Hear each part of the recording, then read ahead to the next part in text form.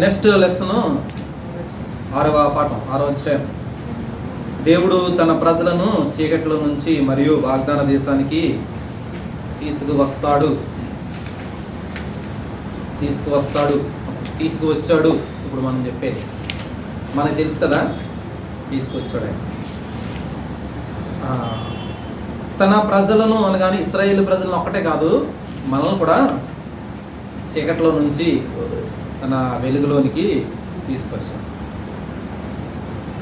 ఈ లెసన్లో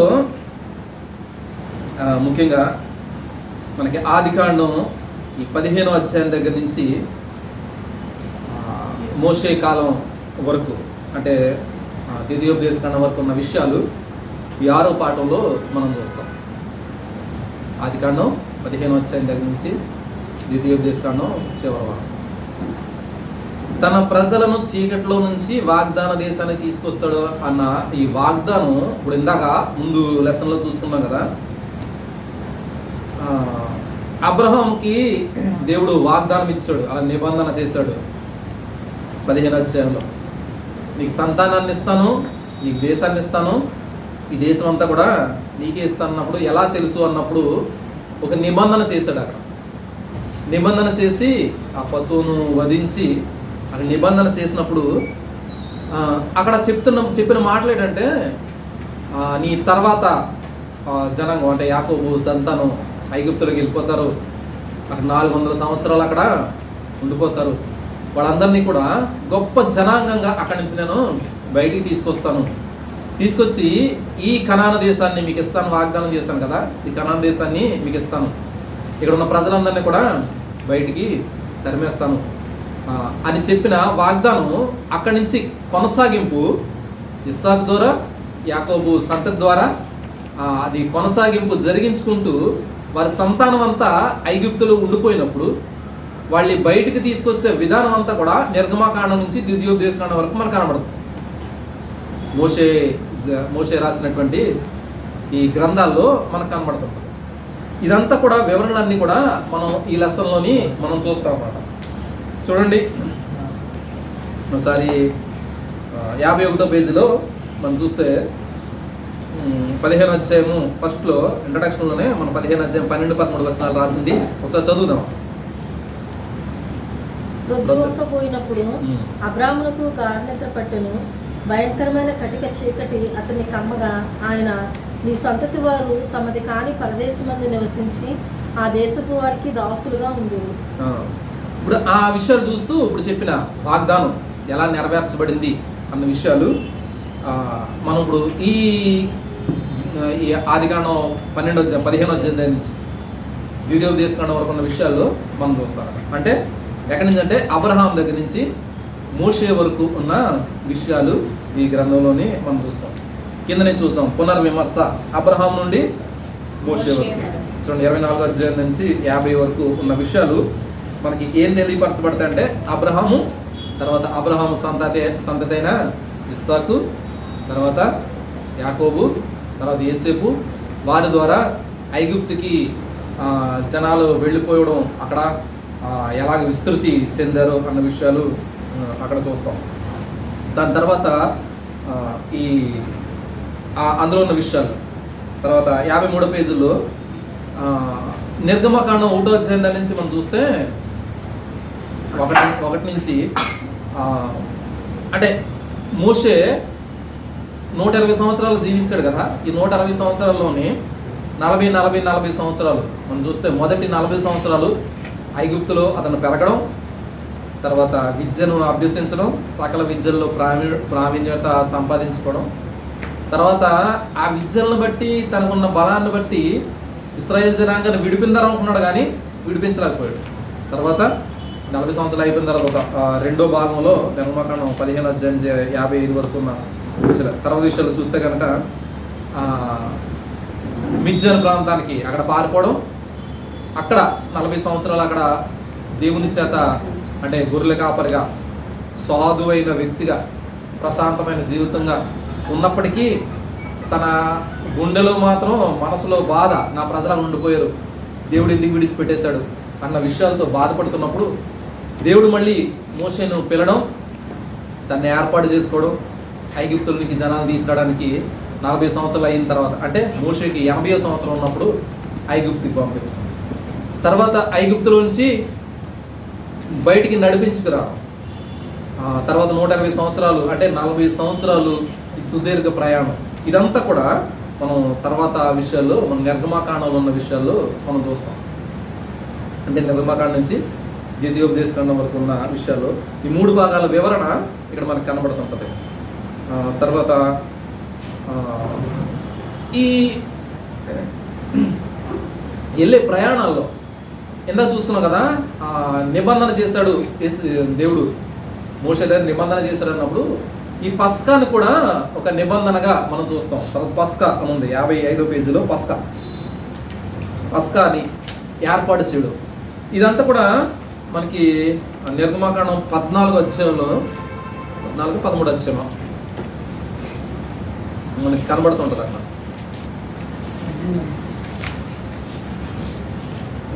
అదే 13వ అధ్యాయం దాని నుంచి చూస్తే వాళ్ళని సెపరేట్ చేసి నిర్గమాకాండం 13వ అధ్యాయం వాళ్ళందరినీ సెపరేట్ చేసి అక్కడి నుంచి ఐగుప్తులోంచి బయటికి తీసుకొచ్చే విధానం అంతా కూడా అక్కడ కనబడుతుంటుంది.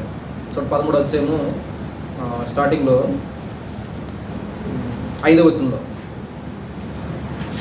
యెహోవా మీకు ఇచ్చదనని మీ పితరులతో ప్రమాణం చేసినట్లు ఏ ప్రాంతాన్ని మీకు ఇచ్చాడు, అంటే కనాన్ దేశాన్ని ఇంకా సెపరేట్ చేసి చూపెడతాడు ఆయన, అంతా కూడా మీకు ఇస్తున్నాను అని తెలియపరుస్తున్నాడు. తర్వాత 11వ వచనం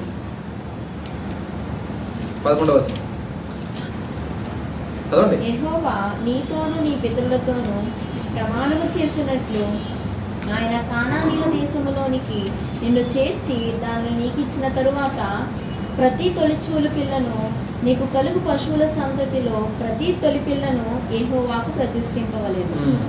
వానిలో మగ సంతానము యెహోవా దగును. చాలు ఇది ఒకసారి 12వ అధ్యాయము 43 నుంచి కూడా చూస్తారు. అక్కడ పస్కా గురించిన నిబంధనలు కనబడుతుంటాయి. మరియు యెహోవా మోషే ఆహారంతో ఇట్లను, ఇది పస్కా పండుగల గురించిన అక్కడ. అంటే 13వ అధ్యాయం చెప్పింది ఏంటంటే, నువ్వు బయటికి తీసుకొచ్చేస్తాను కదా, బయటికి తీసుకొచ్చిన తర్వాత మీరు ఖచ్చితంగా చేయవలసిన పని ఏంటంటే, అదే రోజు చేయవలసిన పని ఏంటంటే, ఒక బలి పశువుని తీసుకుని, ఒక ఏడాది గొర్రెల్లోని లేదా మేకల్లోని మగదయ్యి తీసుకుని నాకు బలిగా అర్పించాలి. బలిగా అర్పించిన దాన్ని, రక్తాన్ని తీసి మీ ఎవరైతే అంటే కుటుంబంలో వ్యక్తులందరూ దాన్ని తినవలసి వస్తారు. తర్వాత ఆ తినే వ్యక్తులందరూ ఇంట్లో ఉండి నిలువుకి కమ్ములకి అడ్డ కమ్ములకి కూడా రక్తాన్ని పుయ్యడం నిబంధన చెప్తారన్నమాట. కొంత రక్తాన్ని తీసుకుని ఇదంతా కూడా వివరణలన్నీ కూడా ఇక్కడ కనబడతాయి. ఇది పస్కాని గురించిన వివరణ. ఇదంతా కూడా ఎందుకు దేవుడు తెలియపరచాడంటే, ఈ బానిసత్వంలో ఉన్న ఐగుప్తి ప్రజలందరినీ కూడా అక్కడి నుంచి తీసుకొస్తున్నాడు. అదే రాత్రి తీసుకొచ్చేటప్పుడు ఈ పస్కా బలిని చేయమన్నాడు, వధించమన్నాడు. ఒక పశువును అర్పించాలి, దాని రక్తాన్ని ఆ ఇంటి గడపలకి రాయవలసి వస్తుంది. అలా రాసినప్పుడు ఏంటంటే సంహార దూత వస్తుందట ఆ నైటు, అంటే వాళ్ళని వధించేది, నాశనం చేసేది వస్తుంది. అది వచ్చినప్పుడు ఈ రక్తం ఉన్న ఇంట్లోకి మాత్రం రాదు. అది రక్తం ఎక్కడ కనబడుతుందో ఆ ఇంటి దగ్గర రాదు, అది దాటి వెళ్ళిపోద్ది. నిర్గమం అంటే దాటి వెళ్ళిపోవడం అన్నాడు. దాటి తీసుకొచ్చాడు వాళ్ళని. నిర్గమం అంటే వాళ్ళని అక్కడి నుంచి విడిపించడం, విడుదలకి, లేకపోతే దాటి వెళ్ళిపోవడానికి, అన్నిటికి గుర్తుగాని కనబడుతుంటాం. ఇది యేసుక్రీస్తు ప్రభువులో మనకు కనబడుతుంటుంది అన్నమాట.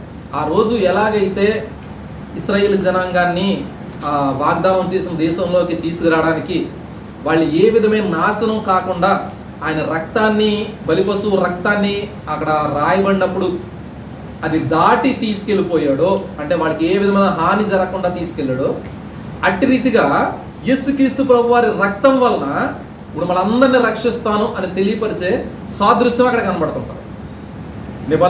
నిబంధన రక్తం. ఈ యేసుక్రీస్తు నిబంధన రక్తం సాదృశ్యం ఏంటంటే ఈ పస్కా బలి. ఇది అక్కడ తెలియపరచబడుతుంటారట. మన లక్ష్యంలో ఉన్న విషయాలు అంటే యేసు ప్రభు వారిలో జరిగే క్రియ ముందుగానే ఇశ్రాయేలు ప్రజలకి తెలియపరచడం. అప్పుడు రక్తాన్ని చూసి దాటి వెళ్ళిపోయేదాన్ని సంహార దూత, అంటే చంపే దూత ఇప్పుడు సాతానుడు అవ్వచ్చు, వాడి దూతలు అవ్వచ్చు, లేకపోతే నశించే ఏ విధమైన సాతాను శక్తులు అవ్వచ్చు, యేసుక్రీస్తు ప్రభు రక్తం ద్వారా, అంటే ఆయన రక్తం మన మీద ఉన్నప్పుడు, మన మీద ప్రోక్షించబడినప్పుడు, అంటే ఆయన రక్తం ద్వారా మనం విశ్వాసం ఉంచినప్పుడు, మనం ఆయన రక్తం ద్వారా ముద్రించబడిన వాడు. పౌలు గారు చెప్తారు మనం ముద్రించబడిన జనాంగం అని చెప్పేసి. అప్పుడు మన సాతాను కానీ వాడి దూతలు కానీ మనం ఏం చేయలేరు. మనం ఆయన రక్తం ద్వారా ఆయనతో సహవాసం కలిగిన వారుగా ఆయన వెళ్ళిపోతాం. అందులో పాట కూడా ఉంది కదా, నిబంధన జనులం అని మంచి పాట ఒకటి ఉంటుంది. మంచి ఎవరు రాజబాబు గారు ఉంటారు, మంచి పాట పాడిన ఆయన. నిబంధన జనాంగం. ఇప్పుడు నిబంధన జనాంగంగా మనం చేసేసాడు. ఆనాడు ఇశ్రాయేల్ ప్రజలనే కాదు, ఇప్పుడు మనల్ని కూడా నిబంధన జనాలుగా చేశాడు. అది పస్కా, అది సూచనగా ఉన్న విషయాలు మనం ఒకటి చూస్తున్నాం అన్నమాట. అదే విషయాలు చూస్తాం. నిర్గమం గురించిన విషయాలు తర్వాత కనబడుతుంటాయి మనం. నిర్గమము అనగా విడుదలకి గుర్తుగా ఐగుప్తుల నుంచి ఎటు రీతిగా. చూడండి ఇక్కడ నిర్గమం ఉంది కదా, అక్కడ ఒకసారి చదువుదాం. 56 పేజీ. ఇప్పుడు ఫరో ఐగుప్తులు కంటిన్యూ అవుతుందని నేను చెప్పేదాన్ని బుక్లో చూడడానికే నేను కంటిన్యూ చెప్తున్నాను. ఇప్పుడు ఫరో ఐగుప్తు ప్రజలందరినీ 56 పేజీ నిర్గమము చదవండి. గమనము మోషే మీద నుండిను బయలువెళ్ళి మీరు చెప్పినట్లు పోయి యెహోవాను సేవించుడి. ఐగుప్తీయులు వారికి అది చెప్పినప్పుడు ఐగుప్తుల దగ్గర నుంచి ఏం చేశారంటే ఐగుప్తులు వారికి వెండి మరియు వస్త్రములను ఇచ్చారు. బహుశా 10 లక్షల కన్నా ఎక్కువగానున్న హెబ్రీ జనాంగము తమ పిండి పిసుకు తొట్లు మరియు పులియని రొట్లు తమ భుజములతో వెళ్ళారు. పురుషులు, స్త్రీలు, పిల్లలు వారందరూ కొంతమంది ఐగుప్తీయులతో కూడా వారి పశువులన్నీ ఐగుప్తు నుండి వెలుపలికి వెళ్ళారు. అబ్రహాం దగ్గర నిబంధన చేశారు కదా, అక్కడ 15 అధ్యాయం చూసినప్పుడు ఎలాగంత భారీగా మళ్ళీ ధన సంపద కలిగి నీ బిడ్డలు అక్కడి నుంచి వస్తారు అని చెప్పారో అట్టి రీతిగానే బయటకు వచ్చేసారండి. పస్కా బలి పశువు ద్వారా, అంటే దేవుడు ఇచ్చిన వాగ్దానాన్ని నెరవేర్చుకుంటూ వాళ్ళు బయటికి తీసుకొచ్చాడు, దేవుడే తీసుకొచ్చాడు అని తెలియపరిచే విషయం. తర్వాత ధర్మశాస్త్రాన్ని దేవుడు ఇవ్వడం. తర్వాత పేజీలో చూస్తే 57 పేజీ ధర్మశాస్త్రం. వాళ్ళకి ధర్మశాస్త్రాన్ని ఇవ్వడం, దాని ద్వారా దేవుడు ఎలా విడిపించాడో, విడుదల కలిగించాడో అన్న విషయాలన్నీ తెలియపరచడం. తర్వాత పాత నిబంధనలో నమూనాలు తర్వాత పేజీలో 59వ పేజీలో, అంటే విడుదలకి, రక్షణకి లేదా నిబంధనలకి గుర్తులు ఏమేం కనబడుతున్నాయి ఇందులో అన్న విషయాలు మనకి తెలియపరుస్తూ పాత నిబంధనల నమూనాలు, ఈ పస్కా గురించిన విషయాలు, లేకపోతే పాత నిబంధనలో ఏ గుర్తులు కనబడుతున్నాయి అంటే నిబంధనకు ప్రత్యక్ష గుడారాల గురించి విషయాలు, ఈ అన్నీని ఇంకేదే కనబడుతున్నాయి నిబంధనలు అన్నీ అన్నమాట. తర్వాత కంటిన్యూషన్ అవుతాయి మనకు ఆ గుర్తులన్నీ కూడా, నమూనాలన్నీ కూడా కనబడుతున్నాయి అన్న విషయాలు కిందనే రాసి ప్రత్యక్ష గుడారం 59వ పేజీలో ప్రత్యక్ష గుడారంలో చాలా సామాగ్రి ఉంటాయి. నిబంధన మందసం ఉంటుంది అందులోని, తర్వాత మన్నా ఉంటుంది, మోషే చేతి అహరోను చేతి కర్ర ఉంటుంది, తర్వాత కెరూబులు ఉంటారు, తర్వాత ప్రత్యక్ష గుడారానికి తెరలు ఉంటాయి. ఇవన్నీ కూడా యేసుక్రీస్తు ప్రభువుకి సాదృశ్యంగానే మనకు కనబడుతుంటాయి అన్నమాట. ఈ విషయాలన్నీ కూడా మనకి అభ్యాసము అన్న దాంట్లో మనకు కనబడుతుంది. తర్వాత పేజీలో 61వ పేజీ అభ్యాసం. ఏంటున్నాయి ఇక్కడ? తలుపులు. పాత నిబంధన ప్రాముఖ్యత గురించి తెలిపిన విషయాల్లో పాత నిబంధనలో ఏదైతే నమూనాలు కనబడ్డాయో, కొత్త నిబంధనలో ఎలా నెరవేర్చబడ్డాయో రెండు కూడా రెఫరెన్స్లు రాసిందన్నమాట. అది చూడండి. ద్వారము, తలుపులు. పాత నిబంధనలో ప్రాముఖ్యత ఏంటంటే కొత్త నిబంధన సమాంతరం ఏంటంటే యోహాను సువార్త 14వ అధ్యాయం 6వ వచనంలో, యోహాను 10:9 కూడా కనబడతాయి. ఇత్తడి బలిపీఠం, తర్వాత గంగాళం గురించిన విషయాలు, సన్నిధి రొట్టెలు, దీపవృక్షం, ఇవన్నీ మనకి తెలిసినవి.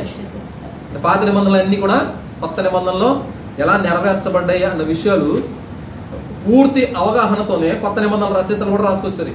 దేవుడిచ్చిన ప్రత్యక్షతను చెప్పున అంటే అన్నీ కూడా నెరవేర్పు జరుపుకుంటూ వచ్చాయి అన్న విషయాలు మనం ఇందులో చూస్తాం అన్నమాట.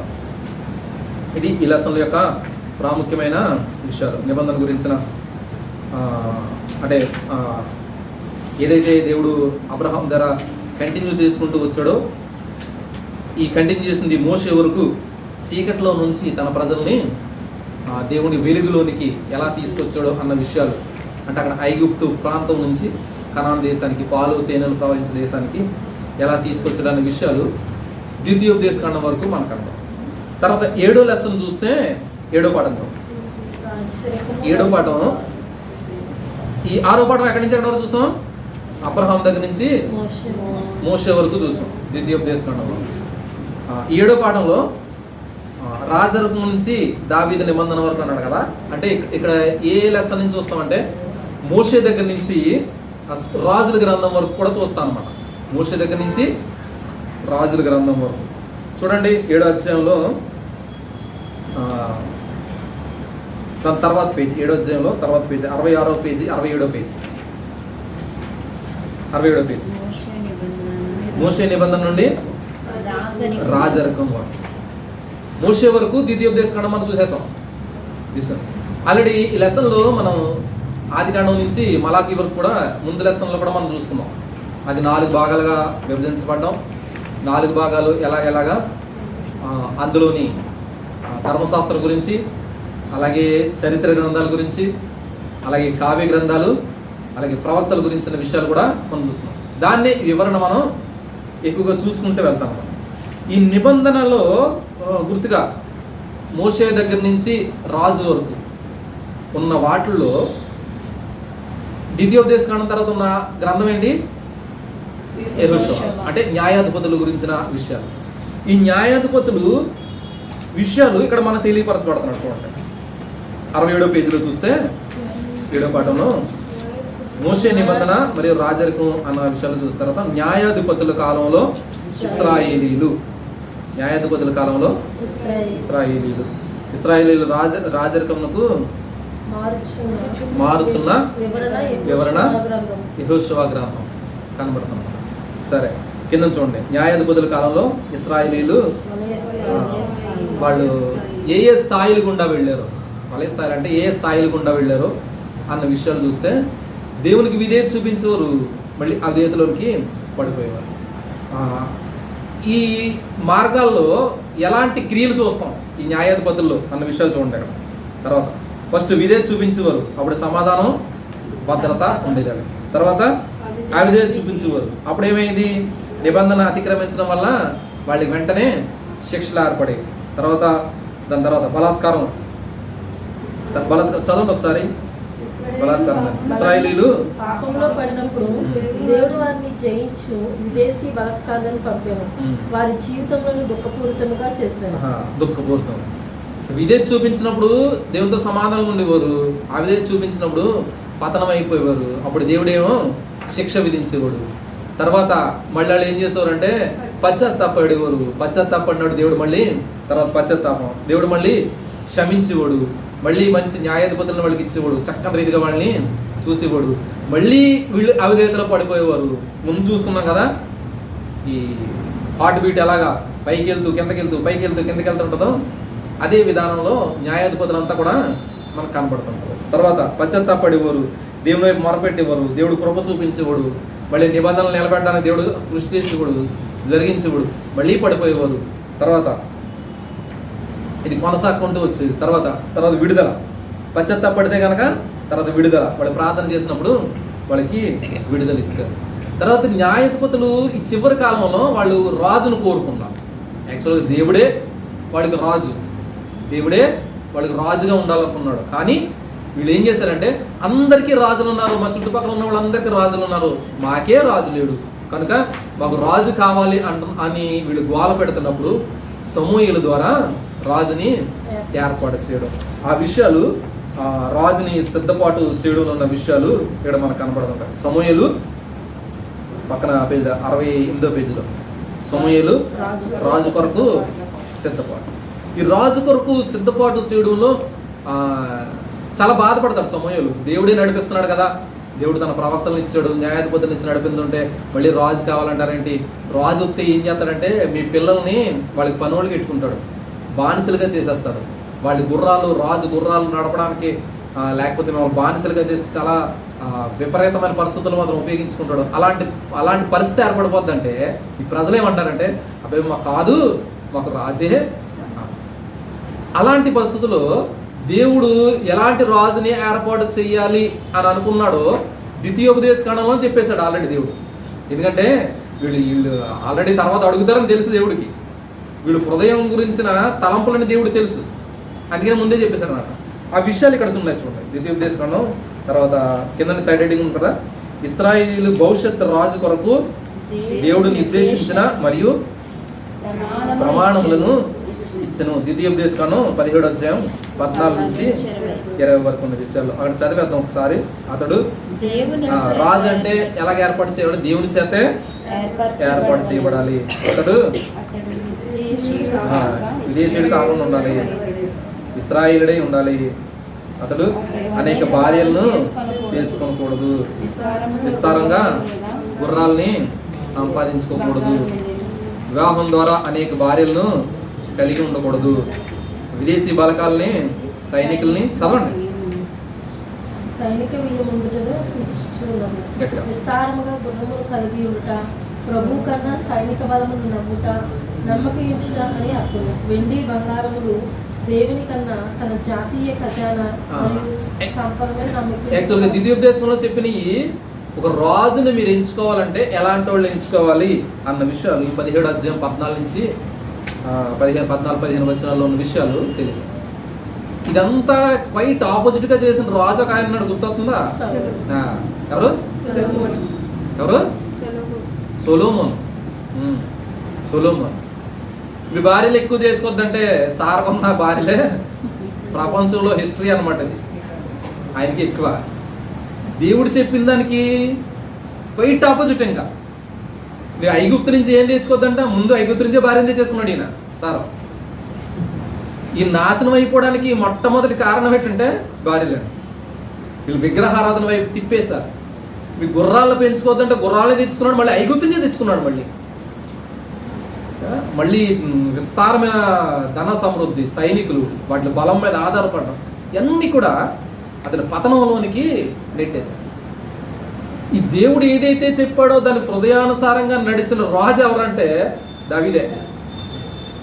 ఫస్ట్ ముద్రడిపోయాడు దేవుడు ముద్రేస్తాడు. అంటే దేవుని హృదయానుసారుడు. అపోస్తల కార్యాలు కూడా చెప్తాడు. అంటే దేవుడికి ఇష్టంగా లేదా రాజుగా నియమించాలి అనే ఉద్దేశం కలిగినప్పుడు సౌలుని ఎంచుకోలేదు, ముందు దావీదునే ఎంచుకున్నాడు. అంటే సౌలుని ముందు రాజుగా పట్టాభిషేకం చేసినప్పటికీ తన దేవుడు చెప్పిన విధానాల్లో దేనిది కూడా సరైన విధానంలో పాటించకపోతే సౌలుని ద్వేషించి అంటే పక్కన పెట్టేసి దావీదుని తన చిన్నతనంలోనే ఉండగానే అభిషేకం దేవుడు చేసుకుని రాజుగా అప్పుడే నియమించేశాడు. ఆ విషయాలన్నీ కూడా ఇక్కడ నుంచి మనకు కనబడుతుంటాయి. సౌలు ఇశ్రాయేలు యొక్క మొదటి రాజుగా, తర్వాత పేజీలో మొదటి రాజుగా దేవుడు ఎంచుకోవడం, తర్వాత అవిధేయుడు అయిపోవడం, తర్వాత దావీదుని అవిధేయత వల్ల రాజ్యాన్ని అతను పోగొట్టుకోవడం, తర్వాత అతని కాలంలోనే సౌలు కాలంలోనే దావీదుని చిన్న వయసులో ఉన్నప్పుడే ఎంచుకోవడం. దావీదుని ఎంచుకున్నాడు కానీ ఎంచుకున్న చాలా కాలం వరకు తను రాజు అవ్వలేదు.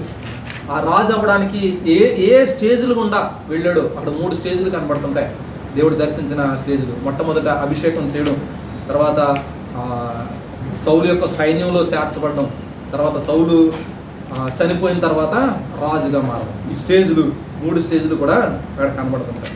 అక్కడి నుంచి దేవుడు దావీదుతో నిబంధన చేయడు. దేవుడే దావీదుతో నిబంధన చేశాడు. ఏంటి? నీ సంతానం ద్వారా ఈ రాజ్యాన్ని సుస్థిరం చేస్తాను అన్న వాగ్దానం ఎలా నెరవేర్చాడు అన్న విషయాలు అక్కడ మనకి కనబడుతుంటాయి.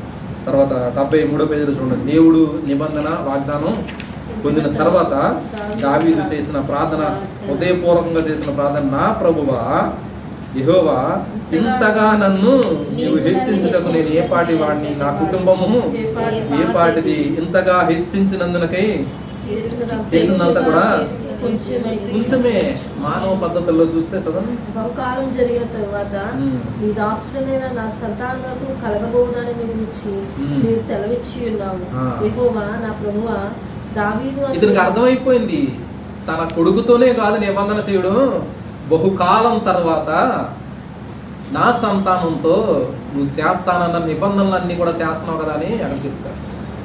ఈ వాగ్దానంలో నీ సంతానం ద్వారా నేను మందిరాన్ని కడతాను, నీ సింహాసనం స్థిరపరచబడుతుంది అని చెప్పినప్పుడు సొలొమోనుతో రాజు అయ్యాడు కానీ స్థిరపరచబడదు. ఉన్నాడా? చచ్చిపోడా? చనిపోయాడు. దావీదు కొడుకు ఎవరు?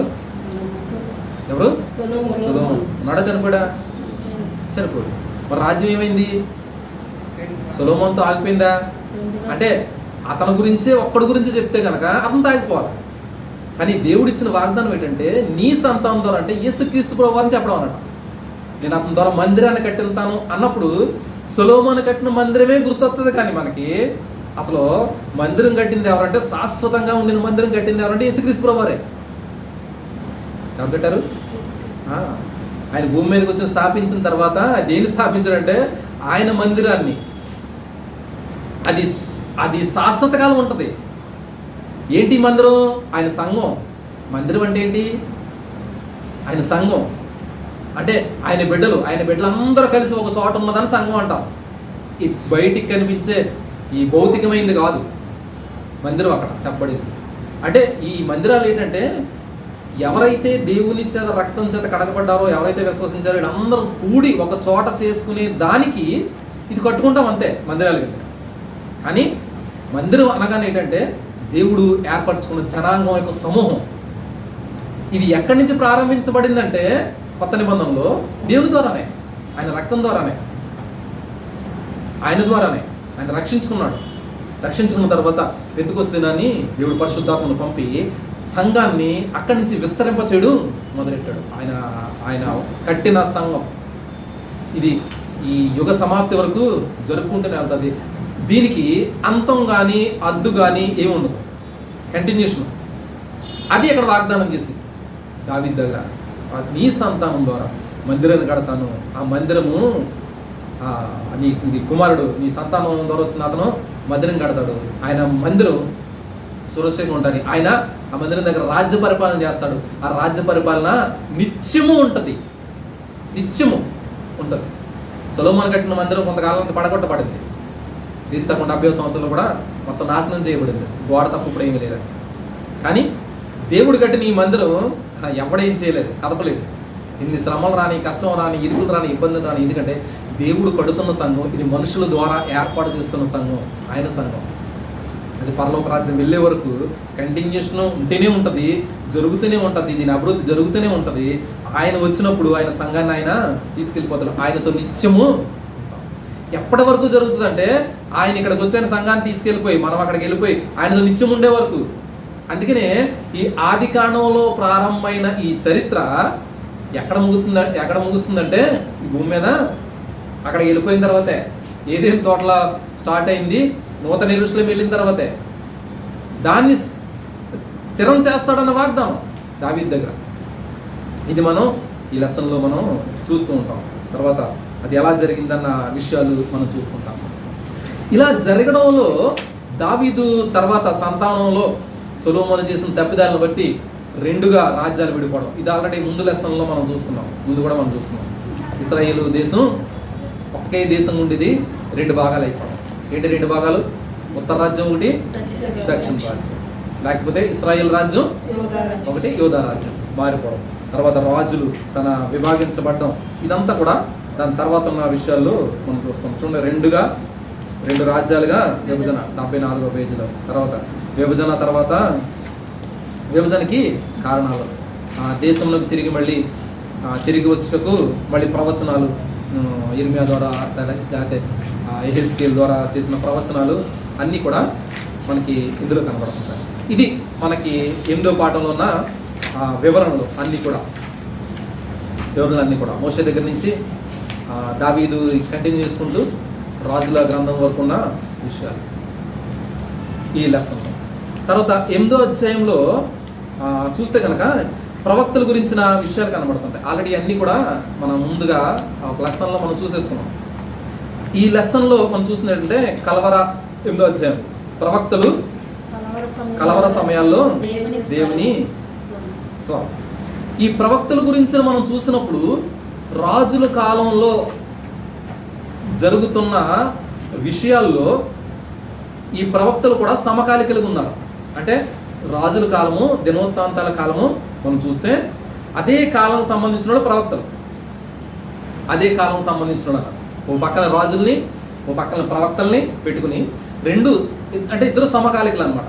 యెషయా గ్రంథంలో చూసిన ప్రవక్తల గ్రంథాలు ఫస్ట్ చూడండి, ఒక్కొక్క ప్రవక్తకి మొదటి వచనాలు చూస్తే కనుక ఒకసారి చూడండి. ప్రతి ప్రవక్త దగ్గర మొదటి వచనాలు చూడండి, రాజులు కనబడుతుంటారు. దినవృత్తాంతాల తర్వాత ఉన్నటువంటి తర్వాత ఎజ్రా, నెహెమ్యా, ఎస్తేరు అయిపోయిన తర్వాత నుంచి ప్రవక్తలు మనకు కనబడుతుంటారు. మొదటి వచనం చూడండి, చదవండి. అంటే కావ్య గ్రంథాలు అయిపోయిన తర్వాత యెషయా, ఉజ్జియా, యోతాము, ఆహాజు, హిజ్కియా, యూదా రాజుల కాలంలో ఈ యెషయా ప్రవచనాలు జరిగాయి. అంటే వీళ్ళెవరు? రాజులు కదా, యూదా రాజులు జరిగినట్టు కాలంలో ఈ యెషయా ప్రవచనం. తర్వాత బెన్యామీను దేశమందుని తర్వాత ప్రవక్త ఫస్ట్ వచ్చిన ఇర్మియా ప్రవచనం. బెన్యామీను దేశమందుని అనాతోతులో కాపురమున్న యాజకులలో ఒకడై హిల్కియా కుమారుడైన ఇర్మియా వాక్యములు. ఆమోను కుమారుడైన యోషియా మూడవ వచనంలో యోషియా కుమారుడు ఉండగా అతని ఏలుబడిలో 13వ సంవత్సరమున యెహోవా వాక్కు ఇర్మియాకు ప్రత్యక్షమైనది. యోషియా కుమారుడు యెహోయాకీము యోధా రాజు ఉన్నప్పుడు, తర్వాత యోషియా కుమారుడు హిజ్కియా యోధాకు రాజు ఉండగా అతని ఏలుబడి 11వ సంవత్సరంలో, తర్వాత ఆ సంవత్సరం మొదలుకొని యెరూషలేము చెర తీసుకుని వెళ్ళిపోయే వరకు కూడా ఈ ఇర్మియా యొక్క, అంటే యోషియా కాలంలోను, యెహోయాహాజు కాలంలోను, యెహోయాకీము కాలంలోను, యెహోయాకీము కాలంలోను అని యోధా రాజులు 5 కాలాల్లో ఇర్మియా ప్రవచనాలు మనకు కనబడుతున్నారు. తర్వాత చూడండి, ఏ ప్రవక్తగా చూడండి మొదటి వచనాలు, తర్వాత విలాపాక్యాలు కూడా ఇర్మియా రాశారు అనుకోండి. తర్వాత యెహెజ్కేలేమో చెరపట్టబడిన తర్వాత ఆ చెరలో ఉన్నప్పుడు చెరపట్టబడిన 5వ సంవత్సరం ఆ నెలలో 5వ దినం అది చెరపట్టిన తర్వాత యెహెజ్కేలు, దానియేలు కూడా చెరలో ఉన్నప్పుడు రాసిందే. తర్వాత గ్రంథం చూడండి, హోషియా, ఉజ్జియా, యోతాము, ఆహాజు, హిజ్కియాను, యోధా రాజుల దినాలు. తర్వాత ఏవేలు పైన ఇక్కడ రాయబడలేదు కానీ అతను ఏవేలు ప్రవక్త రాసినడికి యోవాషు అనే రాజు కాలంలో ఇతను యోధా రాజు, ఇతను యోధా ప్రవక్త అనమాట. ఇతను ఏవేలు ఆ కాలంలో రాయబడింది మన చరిత్రకారులు మనకి తెలియపరుస్తుంటారు. దాని తర్వాత ఆమోస్,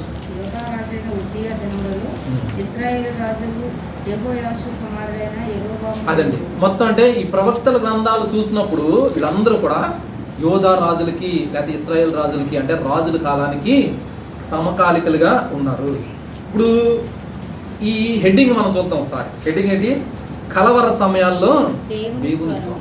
ఈ ప్రవక్తలు చేసే పని ఏంటంటే రాజుల కాలంలో వాళ్ళు రాజ పరిపాలన చేస్తున్నప్పుడు సరైన పరిపాలన వీళ్ళు పరిపాలించకపోయినప్పుడు, ఇష్టానుసారంగా భ్రష్ట పరిస్థితులు వెళ్ళిపోతున్నప్పుడు, దిగజారిపోయిన పరిస్థితుల్లో దేవుడు ఈ ప్రవక్తలను పంపించి వారి ద్వారా దేవుడు తన స్వరాన్ని వినిపించి, మీరు ఇలా ఉండకూడదు, విగ్రహాలలో ఉండకూడదు, లేదా వ్యభిచారంలో ఉండకూడదు, లేకపోతే దేవునికి ఇష్టంగా ఉండకపోతే మీకు ఈ నష్టాలు కలుగుతాయి, నేను దేవునికి ఎలాగ ఇష్టంగా ఉండాలో ఎలాగ ఇష్టంగా ఉండకూడదు అన్న విషయాలు తెలియపరుస్తూ ఈ ప్రవక్తలు ప్రవచనాలు ప్రవచించారన్నమాట.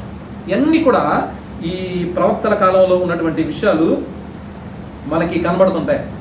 ఈ విషయాలన్నీ కూడా మనకు కనబడుతుంటాయి. చూడండి కిందనే పూర్వ సందర్భాల్లో ప్రవక్తలు ఎలాగ ఉండేవారు, దేవుడు వ్యక్తులను ఎంచుకునేవాడు, తర్వాత జనాంగంలో దేవుడు ఏర్పాటు చేసుకున్న ప్రజల్లోంచి లేదా ప్రత్యేకించి ఒక్కొక్క వ్యక్తిని ఎంచుకుని వాళ్ళని దేవుడు ప్రవక్తగా మార్చడం.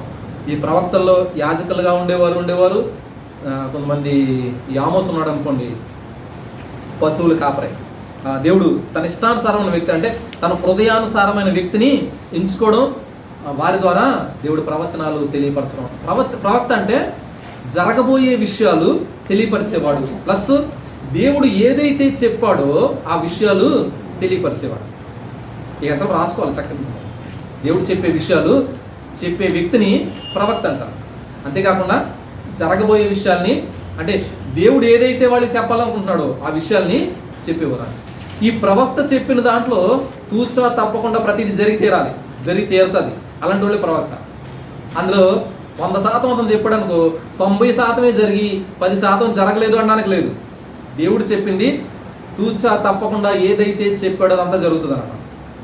అలాంటి ప్రవక్తలే, అలాంటి వ్యక్తులే ప్రవక్తలు. దేవుడు ఏర్పాటు చేస్తున్నారు. ఇందులో ఇశ్రాయేలులోను యూదా జనాంగంలోనూ రాజుల కాలంలోనూ కూడా అబద్ధ ప్రవక్తలు కూడా ఉండేవారు. వాళ్ళు ఏంటంటే వాళ్ళు సొంత విషయాల్ని, వాళ్ళు కళ్ళగన్ని విషయాల్ని, వాళ్ళు ఆలోచించుకున్న విషయాల్ని, లేదా బైబిల్ వాళ్ళు చెప్పే విషయాల్ని వీళ్ళు ప్రవచనాలుగా చెప్పేసేవారు. ఇర్మియా కాలంలో కూడా జరిగాయి. వాళ్ళు దొంగ ప్రవక్తలు అంటారు. వీళ్ళు సొంత విషయాలు చెప్పేవారు అంట. అలాంటి వాళ్ళు నమ్మొద్దు అంటాడు దేవుడు. ఇప్పుడు కూడా ఉన్నారు అలాంటి వాళ్ళు. వాళ్ళ దగ్గర చాలా జాగ్రత్తగా ఉండాలి అన్న విషయాలు తెలియపరచబడ్డాం. ఆ విషయాలన్నీ కూడా ఇందులోని రాయడం జరిగింది. అసలు ప్రవక్తలు అంటే ఎవరు అన్న విషయం, అంటే దేవుని చేత ఏర్పాటు చేయబడిన వాళ్ళు. చూడండి, ప్రవక్తలు అంటే ఎవరు అన్న తర్వాత పెద్ద ప్రవక్తలు ఉన్నారు మనకి 82వ పేజీలో. పెద్ద ప్రవక్తలు అంటే ఎవరంటే వీళ్ళు పెద్దోళ్ళు అని కాదు, అంటే ఎక్కువ గ్రంథాలు రాసిన వాళ్ళని పెద్ద ప్రవక్తలు. అందరూ చక్కగా ఎక్కువ కాలం ప్రవచించిన వాళ్ళు ఉన్నారు అందులో, కానీ ఎక్కువ కాలం రాసిన వాళ్ళు పెద్ద ప్రవక్తలను పెట్టబడడం జరిగిందన్నమాట. అందులో యెషయా ఎక్కువ కాలం ప్రవచించాడు, ఇర్మియా, అలాగే యెహెజ్కేలు, అలాగే తర్వాత హోషియా, అలాగే ఏవేలు, యోనా, వీళ్ళందరూ కూడా వాళ్ళు ఎక్కువ కాలం చేసిన వాళ్ళే, కానీ తక్కువ గ్రంథాలు మనకి అధ్యాయాలు కనబడుతుంటాయి. వాళ్ళు చిన్న ప్రవక్తలుగా వీళ్ళు మనకి కనబడడం జరుగుతుంటారు. ఆ ప్రవక్తల కాలాల్లో ఏమేం జరిగాయి అన్న విషయాలు, ఎలా జరిగాయి అన్న విషయాలు ఇవన్నీ కూడా మనం చూస్తూ వస్తుంటాం. వారి వర్తమానం చూడండి, వారి వర్తమానం 84 పేజీలో ఉంది.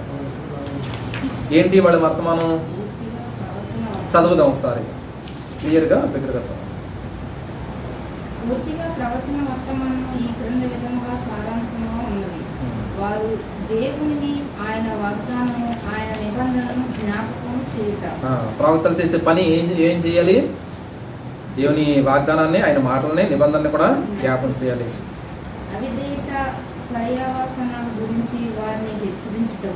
విధేయత చూపించకపోతే ఎలాంటి శిక్షలు వస్తాయి అని తెలియపరచడం. తర్వాత ప్రజల తప్పులను ఆరోపించడం, సహజమైన న్యాయ తీర్పు ప్రకటించడం. కరెక్ట్గా చేయకపోతే మీకు ఎలాంటి న్యాయ తీర్పులు వస్తాయి, తీర్పు ఖచ్చితంగా ఉంటుంది, శిక్ష ఖచ్చితంగా ఉంటుంది అని తెలియపరచడం.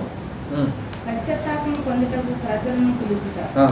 వాళ్ళు సరే తప్పు చేశారు కదా, మీరు అలా వదిలేయడం కాదు. ఈ ప్రవక్తల పని ఏంటంటే, మీరు తప్పు చేశారు, బాగుంది, ఇప్పుడు ఏం చేయాలి? మీరు దేవుని వైపు తిరగండి, దేవుని తట్టు తిరగండి.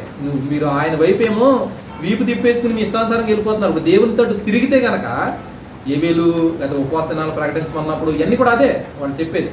మీరు దేవుని వైపు తిరిగితే కనుక మీకు చక్కని రీతిగా దేవుడు కృప చూపిస్తాడు, మీకు ఆదరణ ఇస్తాడు, మీరు ఏది పోగొట్టుకున్నారో అది ఇస్తాడు అని తెలియపరచడం అనమాట ఈ ప్రవక్తల పని.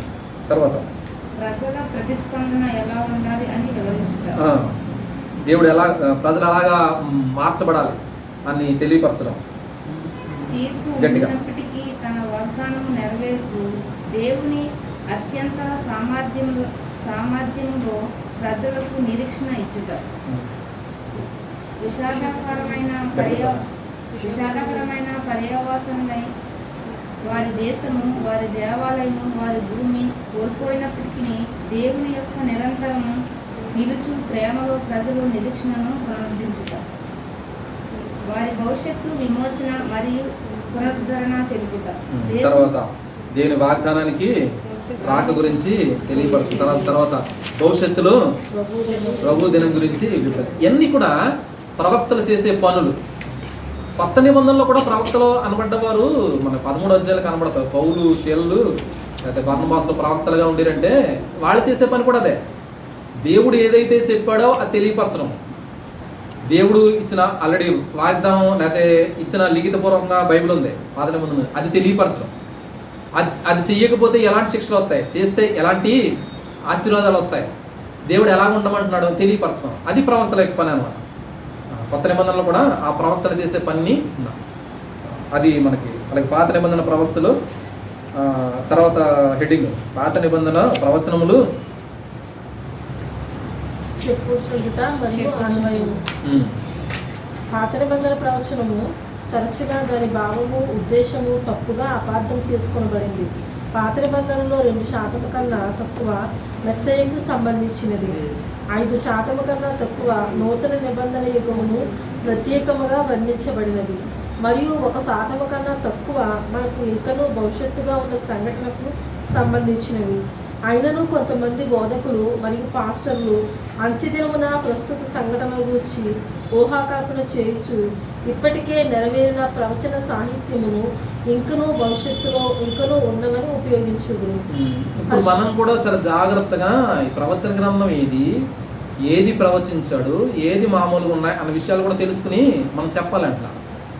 ఆ విషయాలు కూడా మనం జాగ్రత్తగా చూసుకోవాలి. జరిగిపోయిన వాటిని జరుగుతాయి అన్నట్టు చెప్పడం కాదు, ఏది జరుగుతుంది, ఏది భవిష్యత్తులో ఉంది మనం జానించి మనం చెప్పాలి అన్న విషయాలు ఈ ప్రవక్తల గ్రంథాల ద్వారా మనం నేర్చుకో. తర్వాత యెషయా గ్రంథం గురించిన విషయాలు, తర్వాత యెషయాలోని అంశాలు, ఈ ప్రవచన గ్రంథాల్లో యెషయాలోను, ఇర్మియాలోను, దానియేలులోను యేసుక్రీస్తు ప్రభువారి గురించిన ప్రవచనాలు చాలా ఉన్నాయి. ముఖ్యంగా మెస్సయ్య గురించిన ప్రవచనాలు యెషయా గ్రంథంలో చాలా తెలియపరచబడికొచ్చాడు. ఆయన పుట్టుక దగ్గర నుంచి కూడా తన ఎలా శ్రమలు పొందుతాడు, ఎక్కడ పెరుగుతాడు, తన మరణం గురించిన, శ్రమల గురించిన విషయాలు యెషయా గ్రంథంలో, తర్వాత ఆయన పునరుద్ధానం గురించి, తర్వాత పరిశుద్ధాత్ముడి గురించి, ఇవన్నీ కూడా పాత నిబంధనలోనే ఈ ప్రవక్తల ద్వారా దేవుడు తెలియపరుస్తాడు. ఇవన్నీ కూడా యేసుక్రీస్తు ప్రభువులో నెరవేర్చబడ్డాయి. అప్పుడు అవ్వలేదు, యేసు ప్రభువులో నెరవేర్చబడ్డాయి. ఇప్పుడు ఇంకా నెరవేర్చబడతాయి అని అనకూడదు మనం, ఇప్పుడు ఆల్రెడీ నెరవేర్చబడిపోయాయి. ఈ విషయాల గురించిన విషయాలు చూడండి. తర్వాత దానియేలు గ్రంథంలో కూడా మనుష్య కుమారుని పోలిన వ్యక్తి గురించి చెప్పబడడం, ఇది చూడడం కూడా అక్కడ చూస్తాం. ఇది తర్వాత యోనా గ్రంథంలో, తర్వాత యోనాలో అంశాలు, ఇవన్నీ కూడా ప్రవక్తల గ్రంథాల్లో మలాకి వరకు ఉన్న విషయాలన్నీ కూడా ప్రవక్తలని సైడ్ హెడ్డింగ్ పెట్టుకుంటూ హోషేయ గ్రంథం గురించి కూడా మనం ఒకసారి చూసుకున్నాం పాత క్లాస్లో. ఇవన్నీ కూడా ప్రవక్తలు ద్వారా దేవుడు తెలియపరిచే విషయాలు మనకి కనబడుతుంటాయి. వీటిని బలపరుస్తూ ఖచ్చితంగా వాళ్ళు దేవుడే ఈ నిబంధనలు చేశాడు, దేవుడే మెస్సయ్య గురించి తెలియపరుస్తాడు అన్న విషయాలు తెలియపరుస్తూ 91వ పేజీలో కొత్త నిబంధన ప్రవక్తలు కూడా పౌలు గారు అలాగే పేతురు గారు వాళ్ళు రూఢీపరుస్తూ చేసినటువంటి వాళ్ళ స్టేట్మెంట్స్, యేసు ప్రభువులో చేసిన స్టేట్మెంట్స్, కొత్త నిబంధనలు చేసిన స్టేట్మెంట్స్ ఇక్కడ కనబడుతుంటాయి. 61వ పేజీలో 91వ పేజీలో ప్రవక్తల యొక్క ప్రధాన పరిచర్య దేవుని పనిచేయుటకు దేవుని ప్రజలు సిద్ధపరచు. చదువును ఒకసారి 2 వచనాలు. ఇతర నూతన నిబంధన వాక్య భాగంలో మరింత పరిజ్ఞానం అనుగ్రహించారు. ఆత్మను ఆత్మకుడి, ప్రవచించుటను నిర్లక్ష్యం చేయకుడి, సమస్తమును పరీక్షించి మేలైన దానికి చేపట్టుడి, క్షేమాభివృద్ధియు హెచ్చరికయు ఆదరణయు కలుగునట్లు ప్రవచించువాడు మనుషులతో మాట్లాడుచున్నాడు. ఈ చూడండి తెస్సలోనికే 5వ అధ్యాయంలోని, కొరింథీ పత్రిక వీటిలోని, తర్వాత ఎఫెసీ పత్రిక 4వ అధ్యాయం కిందలోని ఈ ప్రవక్తలు వాళ్ళు చేసే పనులు చేసి చెబుతూ ఇప్పుడు కూడా ప్రవచనాలు ఇంకా చెప్పుకున్నాం కదా. కొత్త నిబంధనలో ప్రవక్తల పని ఏంటంటే ఉన్న వాక్యాన్ని చక్కని రీతిగా తెలియపరచడం, తెలియపరిస్తే చాలండి. ప్రవచన వాక్యాలు అన్ని దేవుడు తెలియపరిచిన విషయాలు చూపించి అది దేవుడు మనకి ఎలాగ ఇచ్చాడు, మనం ఎలాగ అర్థం చేసుకోవాలి, అది ఎలా నెరవేర్చబడ్డాయి, తర్వాత నెరవేర్చబడవలసినవి ఏమున్నాయి, ఇది వివరించి వాళ్ళకి తెలియపరచడం. అది అందుకనే ఆత్మను ఆర్పొద్దు. దేవుడు పరిశుద్ధాత్మ దేవుడు మనలో పనిచేస్తున్నాడు. ఇది ఎందుకు చెయ్యాలి అంటే సంఘానికి క్షేమాభివృద్ధి కలుగజేస్తూ హెచ్చరికలిస్తూ నడిపించే విధానంలోనికి ఈ ప్రవక్తలను ఎలాగ ఏర్పాటు చేసుకున్నాడు అన్న విషయాలు ఇందులో మనకు కనపడుతుంటాయి ప్రవక్తల గ్రంథాలు. అదే ప్రవక్తలు చేసే పనులు చూస్తే కింద చూడండి, ప్రవక్తల్లో నిజమైన ప్రవచన వర్గం కలిగిన వారు దేవుని నుండి మరింత ప్రభావంగా ఎలా వినలో నేర్చుకున్నటకు మరియు విశ్వాస విధేయతతో ప్రతిస్పందించుటకు పరిశుద్ధులను ఆయత్తము చేసి సహాయం చేయుటకు యేసు ద్వారా పిలువబడిన వారు. యేసు ద్వారా పిలువబడినవారు ఇప్పుడు కూడా ఉన్నారంటే ఉన్నారు, దేవుడు ఏర్పాటు చేసుకున్నాడు. తర్వాత రెండోది ప్రవక్తలు పరిచర్య చేయుటకు మరియు తమ ఆత్మీయ వరములను ఉపయోగించుటకు ఇతరులను బలపరుచుదు. ఈ ప్రవక్తలు చేసే పని అంటే ఎవరిలో టాలెంట్స్ ఉన్నాయో అంటే ఇప్పుడు సంఘ నాయకులుగా ఉన్న వ్యక్తులు ఏం చేయాలంటే ఎవరిలో టాలెంట్స్ ఉన్నాయో వాళ్ళు గుర్తించి ఆ పనిలో పెట్టాలండి. పాడే తలాంతులు ఉన్నాయనుకోండి, నేనే ఆత్మాను పాడికి వెళ్ళిపోవడం కాదు, ఆ తలాంతులు ఉన్న వాళ్ళని పాడించాలి తీసుకొచ్చి. వాయిద్యాలు వాయించే తలాంతులు ఉందనుకోండి, వాళ్ళు తీసుకొచ్చి ఆ పనిలోని వాళ్ళు నేర్పించి అవసరమైతే మన సంఘ నిధులు కూడా ఉపయోగించి వాళ్ళకి నేర్పించడం, వాళ్ళకి పాడించడం. లేకపోతే వాళ్ళని పరిచయలకు సువార్త, కొంతమందికి సువార్త ఇతర వ్యక్తులకి చెప్పే గొప్ప టాలెంట్ ఉంటుంది, వాళ్ళు ఉపయోగించాలి. వాళ్ళ టాలెంట్స్ గుర్తించాలి. కొంతమంది ప్రార్థన చేయగలుగుతారు, ఆ ప్రార్థన ఎక్కడ చేయించాలి అక్కడ చేయించాలి వాళ్ళ చేత.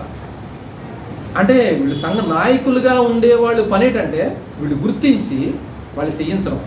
వీళ్ళు ప్రవక్తలు లేదా సంఘ నాయకులు వీళ్ళు చేయవలసిన పనులు అంట.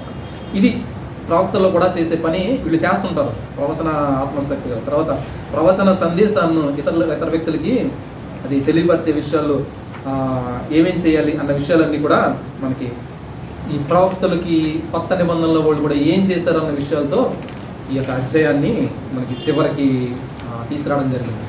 కనుక మనం చక్కని రీతిగా దీన్ని ఉపయోగించుకోగలుగుతాం. అంటే అప్పటి పాత నిబంధనలో ప్రవక్తలే కాదు, ఇప్పుడు కూడా చూడండి అపోస్తల కార్యాల్లో 13వ అధ్యాయం చూడండి. ఇప్పుడు ప్రవక్తలు ఉన్నారంటే బైబిల్ గ్రంథంలో చెప్పే విషయం. పౌలు గారు కూడా చాలా విషయాలు చెప్తున్నప్పుడు సంఘాలు కూడా తెలియపరుస్తున్న విషయాలు కూడా మనం చూస్తాం. 13వ అధ్యాయం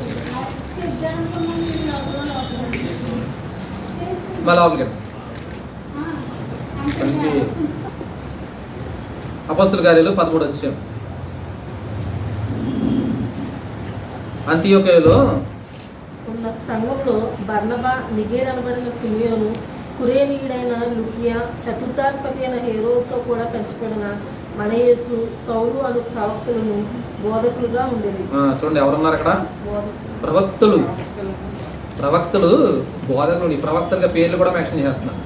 తర్వాత కొరింథీపత్రికలో చెప్తూ పౌలు గారు అంటారు, ప్రవక్తలు ఉన్నారు, సువార్థికులు ఉన్నారు, నడిపించేవాళ్ళు ఉన్నారు, ఇవన్నీ కూడా తెలియపరచుకొస్తున్నారు. అంటే ఇప్పుడు కూడా అంటే దేవుడి వాక్యాన్ని ఉన్నది ఉన్నట్టు చెప్పేవారు, ప్రకటించేవారు ఇప్పుడు కాలంలో ప్రవక్తలుగా పిలువబడతారు. అంటే పాత నిబంధనలో ప్రవక్తలకి ఇప్పుడు ప్రవక్తలకి కొద్దిగా భిన్నం ఉన్నది, కొద్దిగా డిఫరెన్స్ కనబడుతుంది. ఏంటంటే పాత నిబంధనలో దేవుడు ఇచ్చిన సందేశాన్ని డైరెక్ట్గా తీసుకొచ్చి ప్రజలకి వాళ్ళు తెలియపరిచేవారు. ఇప్పుడు ప్రవక్తలు ఏంటంటే ఆల్రెడీ దేవుడు ఇచ్చిన సందేశాన్ని తీసుకొచ్చి మనకి తెలియపరచబడతాం. అది మళ్ళీ పాత నిబంధనలో ప్రవక్తలు కదా, నేను ప్రవక్తనే, నేను అపోస్తలుని అని పేర్లు పెట్టుకోవడం కాదు. వాళ్ళకి మనకి కొద్దిగా వ్యత్యాసాలు ఉన్నాయి. ఇప్పుడు ప్రజెంట్ ఉన్న దానికి వాళ్ళకి ఆ వ్యత్యాసాన్ని గుర్తించి వాళ్ళు కేడర్, వాళ్ళు పోస్ట్ మనం కోరుకోకూడదు. ఇప్పుడు అపోస్తలు అని పేరు పెట్టుకుంటారు, నిజానికి అపోస్తలు పేరు పెట్టుకొని కుదరదు ఎవరికి. ఇప్పుడు పేరు పెట్టుకున్నారంటే ఆ అపోస్తలు స్టేజ్ని మనం కోరుకోకూడదు. అపోస్తలు వాళ్ళే, వాళ్ళు 12 మంది అపోస్తలు వాళ్ళే. ఇప్పుడు అపోస్తలు అంటే ఏంటంటే జనరల్గా పంపబడిన వాడు. మనం ఇతర వ్యక్తుల దగ్గర పంపబడుతున్నాం అంటే పంపబడుతున్నాం. ఆ ఉద్దేశంతో నేను అపోస్తుల్ని అంటే ఓకే, అంతేగాని ఆ అపోస్తులు ఎంత చక్కగా పరిచయం చేశాడో నేను కూడా అపోస్తుల్ని అని చెప్పేసి అపోస్తుడు అనే పలానా పేరెట్టుకున్నాను అనుకో, అది తప్పు. పలానా ప్రవక్త నేను అని పేరెట్టుకుంటే తప్పు. వాళ్ళ కేడర్ను మనం తెచ్చుకోకూడదు. మన ఇచ్చిన పనిలో సామాన్యంగా ఇది వాడుకుంటే అక్కడ వరకు ఓకే, అది మనం తెలియపరిచేది. ఇది ఈ యొక్క లెసన్ యొక్క ముఖ్యమైన వివరణ. ఓకేనా? సరే, చివరిది 9వ అధ్యాయంలో మనం చూస్తే కనుక జ్ఞాన సాహిత్యం అని ఉంది కదా, ఇది ఆల్రెడీ మనం చూసేసుకున్నాం. జ్ఞాన సాహిత్యంలో చూపబడే విషయాలు ఏంటంటే 9వ అధ్యాయంలో మనకి యోబు గ్రంథం నుంచి ఎక్కడి వరకు? యోబు, కీర్తనలు, సామెతలు, ప్రసంగి, పరమగీతం, ఈ సాహిత్య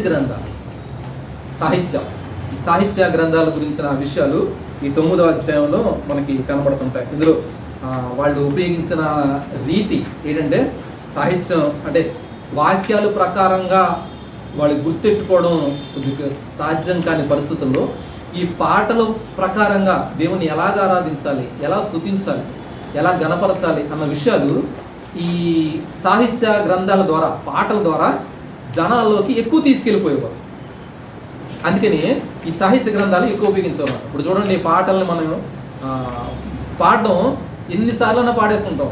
దేవుని కృప గురించి, ఆయన స్తుతి గురించి, ఆయన ఆరాధన గురించి, ఈ విషయాలు పాటల్లోనూ కీర్తనలోనూ మనం ఎక్కువ పాడుకుంటాం.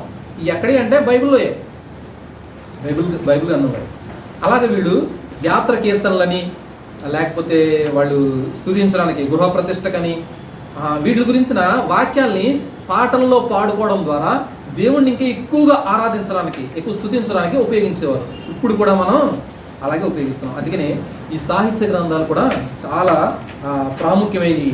వీటి గురించిన విషయాలు ఇవన్నీ కూడా మనకి 9వ అధ్యాయంలో జ్ఞాన సాహిత్యము అన్న దాంట్లో చూస్తూ ఇందులో కీర్తనలు, అలాగే హెబ్రీ కవిత్వాల గురించిన విషయాలు, వీటి గురించిన 4 ప్రాముఖ్య సాదృశ్యాలు మనకు కనబడుతున్నాయి. ఒకటేంటి, 96వ పేజీలో సమానార్థాలు కలిగినవి, విరుద్ధమైనవి, లేకపోతే సన్నివేశాల గురించినవి, సమీక్ష, ఎన్ని విషయాల గురించిన విషయాలు, అంటే సాహిత్యాన్ని ఎలాగ అర్థం చేసుకోవాలి, ఏంటి, అందులో ఏ విషయాలు ఉన్నాయి అన్న విషయాల గురించిన విషయాలు కనబడుతుంటాయి ఈ సాహిత్య గ్రంథాల. తర్వాత శత్రువుల నుంచి ఎలా కాపుదల, తర్వాత రాజరికం గురించి, ప్రకృతి గురించి, సృష్టి గురించి, ప్రకృతి ఉన్న సూత్రాల గురించి, అది ఎలా నిర్మించబడ్డాయి ఏంటి అన్న విషయాలు ఇవన్నీ కూడా పదే పదే వాళ్ళు ధ్యానం చేసుకోవడానికి ఈ సాహిత్యంలో కీర్తనలుగా, పాటలుగా రాసుకుని పెట్టుకున్నారు. అలా చేయడం వల్ల సక్సెస్ ఎక్కువ సాధించారు దేవుళ్ళు స్తుతించడానికి, ఆరాధించడానికి. ఆ విషయాలు ఇక్కడ మనకు కనబడుతుంటాయి. 100వ పేజీలో చూడండి, జ్ఞాన గ్రంథంలో యోబు గురించిన విషయాలు, వీటి గురించిన లెసన్ మళ్ళీ ఒక సెక్షన్ మనం చేసుకోవచ్చు. తర్వాత యోబు, తర్వాత సామెతలు, తర్వాత కీర్తనలు, సామెతలు, ప్రసంగి, పరమగీతం, ఈ విషయాలన్నీ కూడా ఈ సాహిత్య గ్రంథాల నుంచి మనం ఎక్కువగా నేర్చుకోవడానికి అవకాశం ఉంది. యోబు గ్రంథాన్ని రాసిన వ్యక్తుల్లో మన చరిత్రకారులు చెప్పేది ఏంటంటే యోబే రాసి ఉండొచ్చు అని కొంతమంది అంటే, ఆ కాలంలో మంచి ప్రావీణుడు ఎవరో రాసి ఉండొచ్చేమో అని కొంతమంది అంటారు. తర్వాత మోషే గారు రాసి ఉండొచ్చు అని కొంతమంది అంటారు. ఏదేమైనప్పటికీ యోబు గ్రంథం మాత్రం ఈ కాలంలో, అప్పటి కాలం నుంచి ఇప్పుడు కాలం వరకు చక్కని గ్రంథం. అనేకులు వాదార్చబడిన గ్రంథం. దైవజనంలోని అనేకులు పడిపోయిన సందర్భాల్లో యోబుకున్న శ్రమల్లోంచి దేవుడు ఎలా కాపాడాడన్న విషయాలు చూసి వాళ్ళు, నాకు వచ్చిన శ్రమలు ఎంత, ఆయనకు వచ్చిన శ్రమల్లో నాకు పెద్ద శ్రమలేం కాదు అని వాళ్ళు బలం పొంది మళ్ళీ తిరిగి నిర్మించబడిన వాళ్ళు ఎంతోమంది ఉన్నారు. ఇప్పుడు కూడా మనకు ఆదరణ ఇస్తుంది ఆ గ్రంథం ద్వారా. ఆ రాయుడులో కూడా యోబు కూడా మధ్యలో ఒకసారి ప్రస్తావిస్తాడు, ఈ నా మాటలన్నీ కూడా చక్కబడి ఉంటే ఎంత బాగుండో అంటారు. అంటే తర్వాత కాలంలో యోబు గారు రాసిండొచ్చు బహుశా, అంటే మోషే గారు రాశారు, ఎవరు రాసినప్పటికీ చక్కని గ్రంథంగా మనకు ఉంటాయి. అలాగే కీర్తన గ్రంథాన్ని ఎక్కువ భాగం మనం దావీదు గారు రాసినట్టు, తర్వాత సొలొమోను, హిజ్కియా, ఎజ్రా, తర్వాత ఈ హేమాను, తర్వాత యాతాము, తర్వాత కోరహు కుమారులు, వీళ్ళు రాసినట్లుగా మనం చూస్తాం. అలాగే సామెతల్లో కూడా ఎక్కువ శాతం సొలొమోను రాసుకున్నాడు. చెప్పాలంటే డైరీగా తల్లిదండ్రుల దగ్గర నుంచి ఇచ్చిన గైడెన్స్ అవ్వచ్చు, తన నేర్చుకున్న విషయాలు అవ్వచ్చు, వాటి గురించి రాసిన విషయాలు, ఈ విషయాలన్నీ కూడా సాహిత్య గ్రంథాలుగా మనం పెట్టుకున్నట్లుగా మనం చూస్తాం. ఇవ్వండి ఈ 9 అధ్యాయంలో మనం చూసినట్టు సాహిత్య గ్రంథాలు. తర్వాత లెసన్లో వచ్చి సెక్షన్లో మనం చూసుకోవచ్చు. 10వ పాఠం నూతన నిబంధన, మెస్సయ్య మరియు కొత్త నిబంధన గురించిన విషయాలు అధ్యాయం. అలాగే నెక్స్ట్ సెక్షన్ కూడా మనం చూడవచ్చు. ఇందులో డౌట్స్ ఏమైనా ఉంటే మనం చూసుకోవచ్చు. చూస్తే ఈ సెక్షన్ క్లోజ్ చేసుకోవచ్చు. ప్రవక్తల గురించి కానీ, జ్ఞాన సాహిత్య గ్రంథాల గురించి కానీ డౌట్స్ ఏమంటే చూసుకోవచ్చు. దేవుడు తన ఉచితమైన కృప చేత మళ్ళీ పాత నిబంధన అంతా కూడా మొదటి నుంచి మనం చూసుకుంటూ వస్తున్నాం. ఏంటంటే గ్రంథాల యొక్క ప్రాముఖ్యత, దేవుడు నిబంధనను ఎలా నెరవేర్చుకుంటూ వస్తున్నాడు అన్న విషయాలే మనకు ముఖ్యాంశంగా మనం చూసుకుంటూ వస్తూ అందులో విషయాలు ధ్యానించుకుంటూ వస్తున్నాం. దేవుడు ఎంత కృప చూపించుకొచ్చి మనం నడిపించుకుంటూ వస్తున్నాడు, ఆయన నిబంధనని ఆయన నెరవేర్చుకుంటూ వస్తున్నాడు అనే విషయాలు చక్కని రీతిగా మనం ధ్యానించుకుంటూ వస్తున్నాం.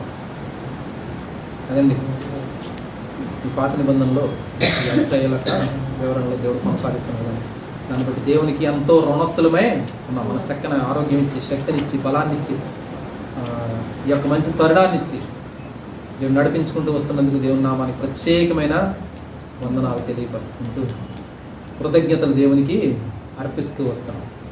Thank you very much. అలాగే చూస్తున్న అయితే ధ్యానిస్తున్న వ్యక్తులను బట్టి కూడా దేవుడు మనం దీవించిన గాక. ఈ లెసన్స్ 1 by 1 చేసుకుంటూ వస్తున్నాం కదా చక్కని రీతిగా. ఇది బుక్ దగ్గర పెట్టుకుని మీరు ధ్యానించుకుంటూ వస్తున్నట్లయితే చక్కని రీతిగా మీరు స్కోర్ చేయడానికి అవకాశం ఉంటుంది, అన్నీ ధ్యానించడానికి ఎక్కువ అవకాశం ఉంటుంది. God bless you all. దేవుడు మనందరినీ దీవించును గాక.